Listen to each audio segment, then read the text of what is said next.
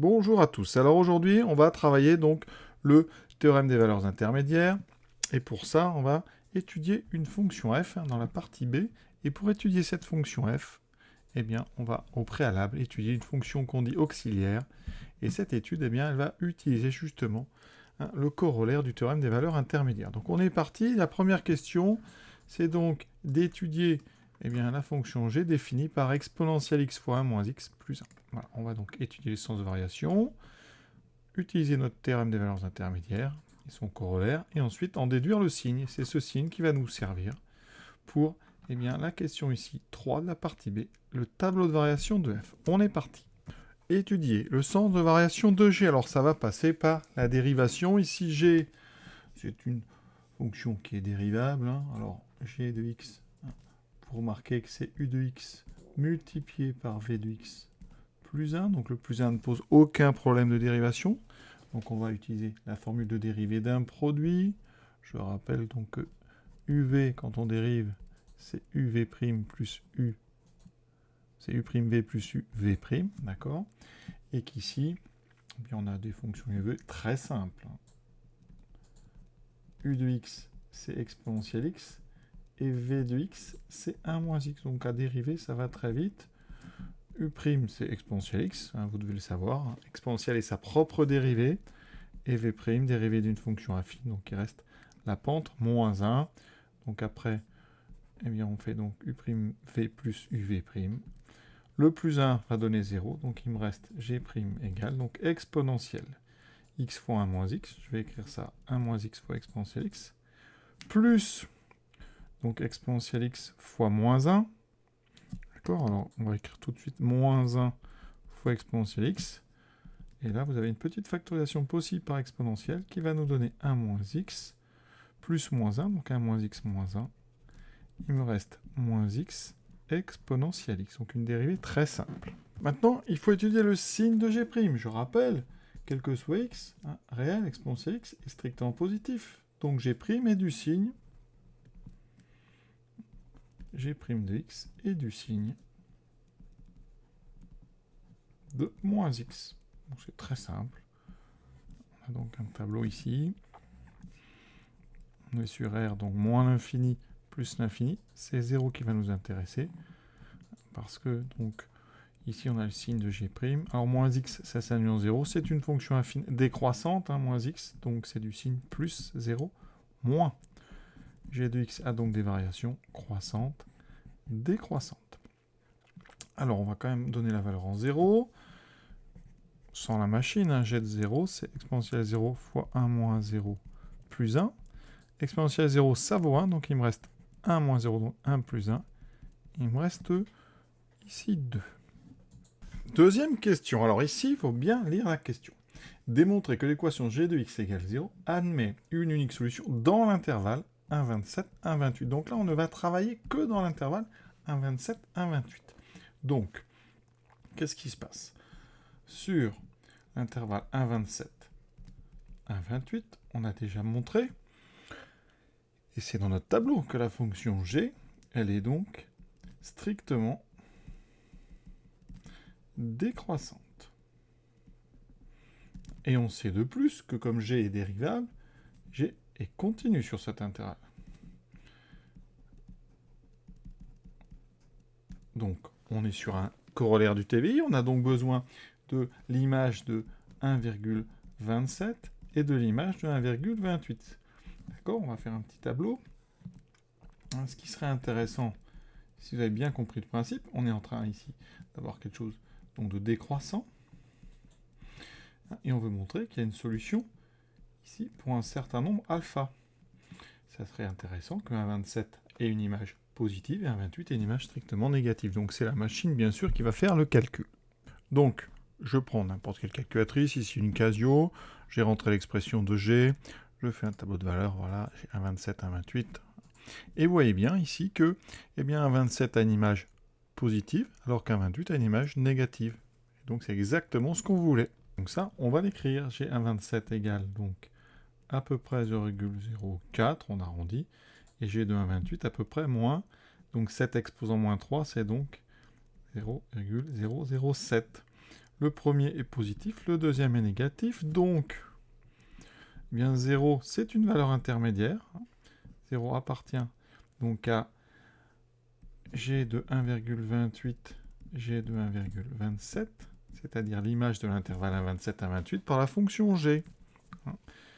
Conclusion, eh bien ici, on écrit, donc d'après le corollaire ou la conséquence du TVI, théorème des valeurs intermédiaires, eh bien, l'équation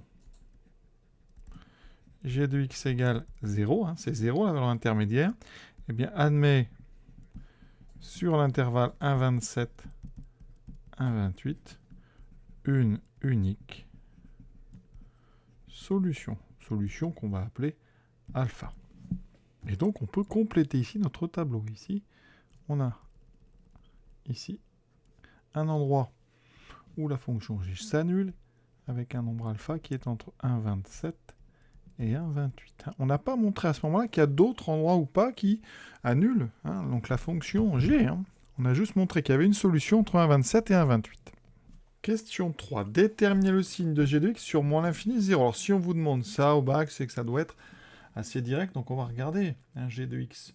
Donc on a exponentielle x, ça c'est strictement positif, fois 1 moins x plus 1. Alors on peut se demander, le signe comme ça rapidement, 1 moins x c'est comment? Eh bien sur moins l'infini 0, ouvert, x est donc strictement négatif. Donc moins x est strictement positif. Si on rajoute 1, 1 moins x est donc strictement plus grand que 1. Vous multipliez par exponentielle pour tout x réel, on sait qu'exponentielle de x est strictement positif. Donc ça veut dire qu'avec ça, pour tout x donc appartenant à moins l'infini 0, eh bien exponentielle x fois 1 moins x est donc strictement positif. On rajoute 1. Donc exponentielle de 1 moins x plus 1 est bien strictement positif puisque c'est strictement plus grand que 1. Et donc pour tout x donc négatif, g de x est strictement positif. Et c'est ça qu'on devait donc montrer. Donc ici, g de x est strictement positif pour tout x strictement négatif. Maintenant, justifier que g de x est strictement positif sur 0 alpha ouvert en alpha. Alors, sur le fermé 0 alpha, on a g qui est strictement décroissante. Une fonction strictement décroissante, elle inverse l'ordre.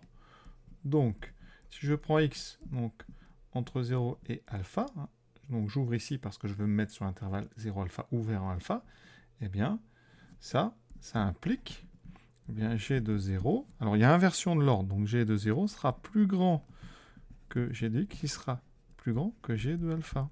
Mais g de alpha, ça vaut 0.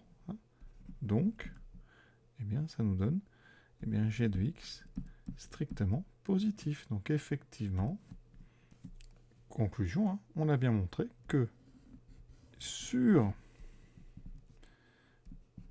0 alpha avec ouvert alpha, eh bien, g de x était strictement positif. Maintenant, on s'attaque à alpha plus l'infini, ouvert en alpha. On sait que sur alpha plus l'infini, donc fermé en alpha, g est strictement décroissante. Donc, il y a inversion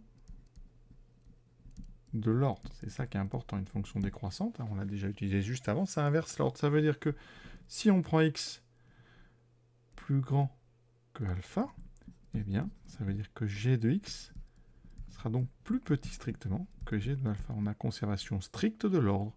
Et comme g de alpha, c'est égal à 0, eh bien, ça fait g de x strictement négatif. Et c'est ce qu'on voulait montrer.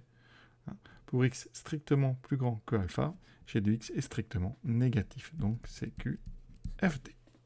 Alors, on va faire quand même un bilan de tout ce qu'on vient de faire. Bilan. Donc, on a dit, pour tout x donc strictement négatif, g de x est strictement positif. Ensuite, pour tout x entre 0 et alpha, g de x est strictement positif. On sait que g de alpha est égal à 0. Et pour tout x plus grand que alpha, g de x est strictement négatif. D'accord? Donc, eh bien, le signe ici de g, on va le rajouter en bas. Vous voyez? on sait que ça s'annule donc en alpha, et avant c'est strictement négatif, et après, pardon, avant c'est strictement positif plutôt, et après c'est strictement négatif, hein, c'est ce qu'on vient de démontrer. Vous voyez, on le voyait d'ailleurs dans le tableau, hein, qu'après alpha, c'était évidemment négatif. Alors avant, c'était pas évident avec cette flèche ici, et grâce à notre étude de signe, on a montré que c'était strictement positif. On ne l'oublie pas parce que ça va être important dans la suite. C'est tout l'intérêt d'avoir ce qu'on appelle donc une fonction auxiliaire. Le signe de cette fonction g va nous servir pour l'étude du signe de la dérivée d'une autre fonction, la fonction de la partie b. Cette fonction f est là pour expression donc x sur exponentielle x plus 1 plus 2. Première question, limite de f en plus l'infini. Et interprétation graphique. Alors, ici, qu'est-ce qui se passe? Donc, ça, c'est une limite assez difficile, vous allez voir, hein, parce que en haut, on a donc quelque chose qui va vers plus l'infini. Et en bas aussi. Donc, on a une forme indéterminée. Il faut donc transformer. Alors, au programme de terminale, spécialité maths, eh bien, pour lever ces indéterminations, il faut factoriser par le terme, donc en haut et en bas, par le terme qui nous paraît prépondérant. Donc, en haut, il n'y a rien à faire, c'est x, c'est déjà factorisé. En bas, on va factoriser par exponentielle x. Ça va me donner 1 plus 1 sur exponentielle x. Et plus 2. Alors le plus 2 ne pose pas de problème. Ici, on a donc, je vais le mettre bien en forme, x sur exponentielle x multiplié par 1 sur 1 plus 1 sur exponentielle x. Voilà. Une fois qu'on a mis en forme, vous allez voir, c'est quasiment terminé. Pourquoi? D'abord, dans le cours, hein, on sait, c'est ce qu'on appelle une croissance comparée, que limite d'exponentielle x sur x, c'est égal à plus l'infini. Quand x tend vers plus l'infini, donc, par inversion, la limite de x sur exponentielle x, c'est 0. Notre 1 plus 1 sur e de x. 1 sur e de x, alors sa limite, quand x tend vers plus l'infini, ben on sait qu'exponentielle x va vers plus l'infini, donc ça va vers 0. Et donc, deuxième chose, la limite de 1 plus 1 sur e de x, c'est donc égal à 1. Et on a terminé. Pourquoi? Ben regardez bien. Ceci tend vers 1 en plus l'infini. Ça, c'est une constante. Donc ça tend vers 1, c'est toujours égal à 1. Devant, ça tend vers 0. Donc déjà, notre produit, eh bien, il va tendre, alors 1 sur 1, ici fois 0, donc ça tend vers 0. Donc par produit et quotient, ça tend vers 0. On rajoute 2, donc la limite, c'est 2. Donc, limite de f en plus l'infini est égale à 2. La limite en plus l'infini est une constante. Alors ça, graphiquement, quand on a une limite de f en plus l'infini qui vaut 2, eh bien, c'est que la courbe, eh bien, elle se rapproche d'une droite horizontale d'équation y égale 2. La voici, cette droite. Je vais la mettre en couleur pour que vous la voyez bien. Donc ici, on va la mettre en rouge. Voilà. Vous voyez, plus on va vers la droite, et plus la courbe va se confondre donc avec cette horizontale. Hein. Et ça, en mathématiques, on parle d'une asymptote horizontale en plus l'infini. Donc ici, quand la limite de f en plus l'infini est une constante, on dit donc la courbe de f, donc on va appeler CF, admet en plus l'infini une asymptote avec un seul S, une asymptote horizontale d'équation y égale 2. Alors ça, c'est au programme de spécialité maths, le programme donc 2020, 2021, etc. D'accord? Donc, ça veut dire qu'ici, plus x est grand, plus CF va se confondre avec cette horizontale. Donc ça permet comme ça de bien savoir vers où va la courbe de f quand x prend des grandes valeurs. Deuxième question, montrer que la fonction dérivée de f a le même signe que la fonction g étudiée dans la partie. Alors là, il va falloir calculer la dérivée de f. Alors f, pour tout x donc appartenant à R, f de x, elle s'écrit comme un quotient, donc u sur v plus 2. Alors le plus 2 ne pose pas de problème dans la dérivation, comme tout à l'heure le plus 1. On a donc besoin de la dérivée d'un quotient. U sur v, c'est dérivable si u et v sont dérivables et si v ne s'annule jamais. Et ici, la dérivée, c'est donc u'v moins uv' sur v carré. J'ai donc besoin de calculer u' et v'. Donc u, c'est x. Voilà, donc c'est très simple à dériver, comme tout à l'heure. Ça fait 1 V', ça fait exponentielle x. On aura donc à faire u'v moins uv'. F' de x, c'est donc, alors tout de suite je mets le tiret du quotient. V au carré, c'est donc exponentielle de x plus 1 au carré. J'ai donc u'v, donc exponentielle de x plus 1, moins uv' x, e de x. Et qu'est-ce qui se passe? Ben, en haut, on va transformer un peu. Il va falloir essayer de retrouver g de x. Donc si je factorise par exponentielle, j'ai quoi? Ici, j'ai un 1, moins x, plus 1. Et vous voyez, on trouve g de x sur exponentielle x plus 1 au carré. Ensuite, on sait que pour tout x, exponentielle x plus 1 est différent de 0. C'est même strictement positif. Mais donc, quand on met au carré un nombre non nul, on a un nombre strictement positif. Ça veut dire qu'ici, vous avez un quotient avec un dénominateur strictement positif. Donc, ça veut dire que f' a le même signe que g de x sur R. Question suivante. Logique, dresser le tableau de relation de f. Donc ici, eh bien, il nous faut le signe de f', mais on sait que c'est le même que g. Et vous voyez, g, je l'avais fait tout à l'heure, donc tout dépend de alpha. C'est alpha qui est très important. Rappelez-vous-en, on n'a pas fait la partie A pour rien. Donc on a dit que g s'annulaire alpha, c'est positif et négatif. Donc, les variations de f de x en fonction de x, c'est donc croissant, décroissant. Et il nous faut maintenant un petit peu regarder ce que ça peut valoir f de alpha. Alors ça va être l'objet de la question suivante, mais à première vue, f de alpha, c'est donc alpha sur exponentielle de alpha plus 1 plus 2. Le tableau, alors on peut le compléter, on sait qu'ici on a trouvé une limite qui était égale, je me rappelle bien, à 2. D'accord ? Ici, ben, on a justement f de alpha, et là on a la limite en moins l'infini qui n'est pas demandée dans le texte.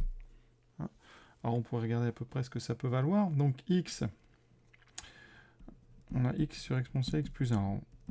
Donc x en moins l'infini, donc ça tend vers moins l'infini. En moins l'infini, exponentielle tend vers 0, donc ça tend vers 1 moins l'infini. Donc par quotient, ça va vers moins l'infini. On aurait pu le demander. C'est pas utile dans le sujet, mais vous voyez, la limite ici, c'est moins l'infini. Et la dernière question, alors, elle peut être difficile, parce qu'on vous dit montrer qu'il existe deux entiers P et Q tels que f de alpha, c'est P alpha plus Q, donc P fois alpha plus Q. Alors ça, c'est compliqué parce que je viens de vous dire que f de alpha, c'était alpha sur exponentielle alpha plus 1 plus 2. On a ici un exponentiel alpha, on a un quotient, c'est pas du tout la bonne forme. Donc là, il faut penser à revenir au sujet et au début du texte. Qu'est-ce que c'est que alpha? On sait que alpha, c'est la solution de g de x égale 0. Donc g de alpha est égal à 0. Donc quand je remplace dans l'expression de g, eh bien, ça me fait donc exponentielle alpha fois 1 moins alpha plus 1 égale 0. Et ça va nous permettre, eh bien, vous voyez, là, j'ai un exponentiel alpha. Eh bien, je vais le substituer grâce au fait qui est grâce à cette équation ici, cette égalité maintenant. Eh bien, exponentielle de alpha, c'est donc moins 1 sur 1 moins alpha. Autrement dit, si je multiplie en haut et en bas par moins 1 sur alpha moins 1. Donc ça, eh bien, je vais le remplacer dans mon f de alpha. D'accord? Donc, f de alpha, c'est alpha sur exponentielle alpha plus 1, c'est-à-dire 1 sur alpha moins 1 plus 1 plus 2. On n'a plus qu'à mettre tout ça sous une bonne forme et vous allez voir, on est arrivé. Ça donne, il faut aller doucement, hein. On met au même dénominateur, donc 1 plus alpha moins 1 sur alpha moins 1 plus 2. Donc, alpha sur, ici, alpha sur alpha moins 1 plus 2. On a ici alpha divisé par un quotient. Donc, ça fait alpha multiplié par l'inverse, donc alpha moins 1 sur alpha plus 2. On simplifie par alpha. Il me reste alpha moins 1 plus 2, c'est-à-dire alpha plus 1. Donc ici, eh bien, ça veut dire qu'on a montré que f de alpha, une fois alpha plus 1, donc les nombres entiers P et Q qu'on cherche, eh bien, ça veut dire que P est égal à 1 et Q est égal à 1. Alors à quoi ça peut servir ça? Eh bien, à encadrer tout simplement f de alpha, puisque alpha, on sait que c'est entre 1,27 et 1,28. Et donc, eh bien, oui, comme alpha est entre 1,27 et 1,28, eh bien, alpha plus 1 est entre 2,27 et 2,28. Et donc, on a encadré f de alpha. On regarde tout de suite sur GeoGebra si on a fait du bon travail. Donc, voici notre courbe avec son asymptote. Alors, le sommet, donc on va demander à GeoGebra de tracer f'. Voilà, je tape f'. Voilà la dérivée. Alors, je vais la changer de couleur parce qu'on peut... Non, ça va à peu près. Donc ici, quand est-ce que ça s'annule? Oui, ça s'annule ici. Notre dérivée, c'est bien entre 1,27 et 1,28. On est parfait. En ce qui concerne l'image donc de ce nombre alpha, il faut regarder ici le maximum. Donc, on tape max ici de notre fonction, max de f. Alors, je vais regarder entre donc 0 et 20, voilà. Et j'obtiens ici un maximum estimé à 2,28. Donc, on est pas mal du tout. Je pense qu'on a fait du bon travail. L'exercice est à présent terminé. Je vous souhaite une bonne fin de journée à tous. À bientôt.